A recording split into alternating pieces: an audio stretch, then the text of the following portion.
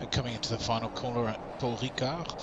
It's the slowest corner on the track. First gear hairpin. Need to turn in late and straighten the exit as much as possible to get a good exit and maximise your speed onto the straight.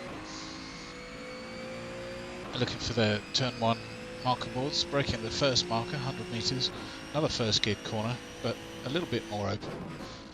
You can cut the inside curb a little bit more than I did there, and you can use a good bit of the exit curb.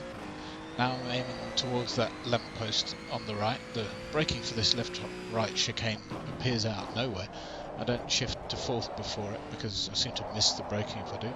Second gear all the way through that and not using much curb. Up to sixth gear on this back straight. I'm looking to brake between the 150 metre balls and then change to fifth gear, maybe fourth if you need to.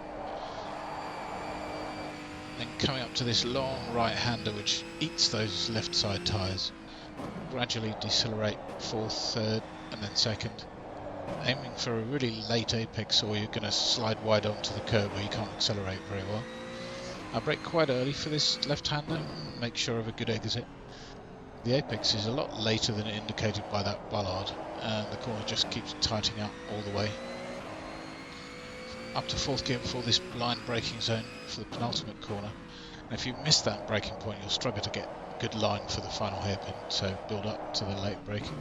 I avoid the apex on curb on the final corner, but you can use a lot of the exit curb without losing too much in acceleration.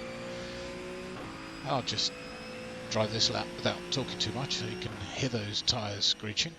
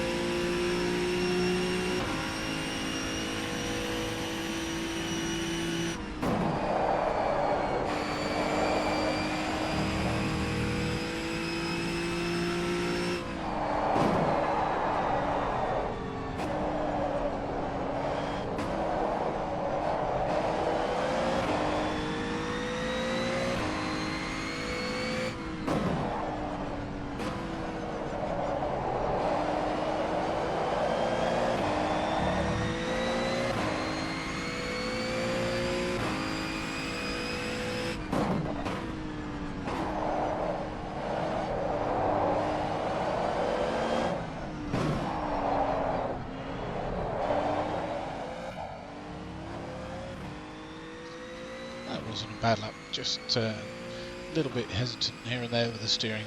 Maybe work with the setup a bit better to get it nice and smooth. A couple of points about the way that it looks. You know, I don't use this exact view for my driving. The field of view is altered so that you can see the steering wheel. I turned the steering wheel off completely as well. I do have the mirrors on, obviously, when I'm driving. There's a lot more data on the track map plugin than what you're seeing there. I do use that pedal overlay. Makes it easier to know if the pedals are making any errors. I do have the tyre sounds that loud and I do use the view left and right keys quite a lot. Obviously I'm not using those in the video. I hope that helps and enjoy your drives around Ricard.